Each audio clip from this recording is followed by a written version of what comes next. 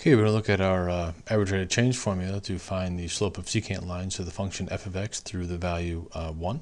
So let's just use our function right here. The first thing I usually like to do is figure out what is f of 1, because that's our c value. F of 1 would be 2 minus 3, which is negative 1. So therefore that's the value that goes right there.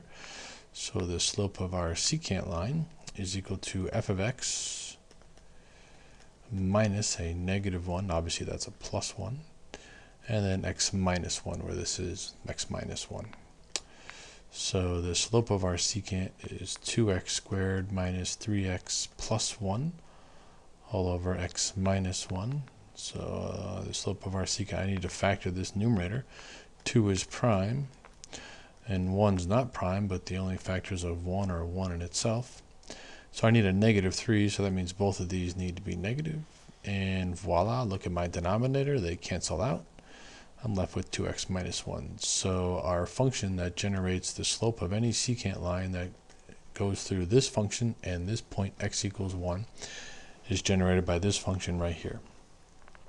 So the question is, what is the slope of our secant line at 1? Well, our slope of our secant line is 2 times 1 minus 1.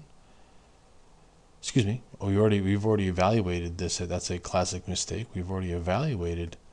Number 1 has already been utilized, so we want to find what is the second point we want to go through, which in this case is negative 2. So we want to go through negative 2, so that's negative 4 minus 1, which is equal to negative 5. So let's look at the geometry sketchpad. Here is a graph of our function f of x. There's f of x. Here is the other point up here, negative 2. I don't care what the y value is. I never really use that, but it happens to be 14 just in case you're interested.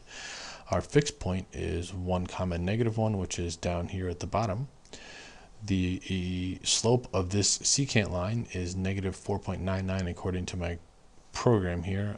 It's off just a little bit. It's not as easy as you would think to move it to get it to be negative 5. Let's just, there you go. So our slope value is negative 5, and we just calculated that right now. What is the slope of the secant line that goes through x equals 1 and x equals negative 2? We got negative 5. So therefore that's true. And we're going to find this equation of this secant line. Notice my slope is negative 5. There's negative 5. So the thing we need to do is figure out what is the y-intercept for our secant line. So we have a slope. We have an x value. Our y value we plugged in is negative 1. So therefore finding the equation of the secant line is right here. So our order pair is 1 comma negative 1. Our slope value is negative 5. So it's y minus negative 1 equals negative 5x minus 1. So that's y plus 1 equals negative 5x plus 5.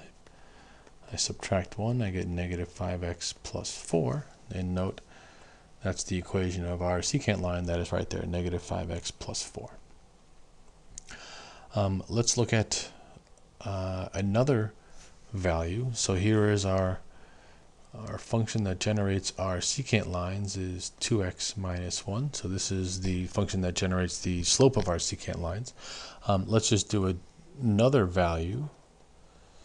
The slope of our secant line at negative 1 is 2 times negative 1 minus 1, which is negative 2 minus 1, which is negative 3. So this just generates slope at any other value that's on the function. Well, negative 1 is in the domain, so we can plug in negative 1. So the slope of our secant line that goes through 1 and negative 1 would be negative 3.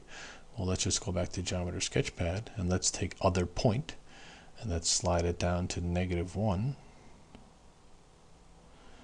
And there is at negative 1. The other point is at negative 1 comma 5. We don't care about the y value, but our x value is negative 1. Notice the point is on the curve. The slope of that secant line would be negative 3. I don't really care what the equation of the secant line is. I'm just more interested that we have a function that will generate the slope of any secant line to the curve f of x and goes through the fixed point 1 comma 0. So that's it.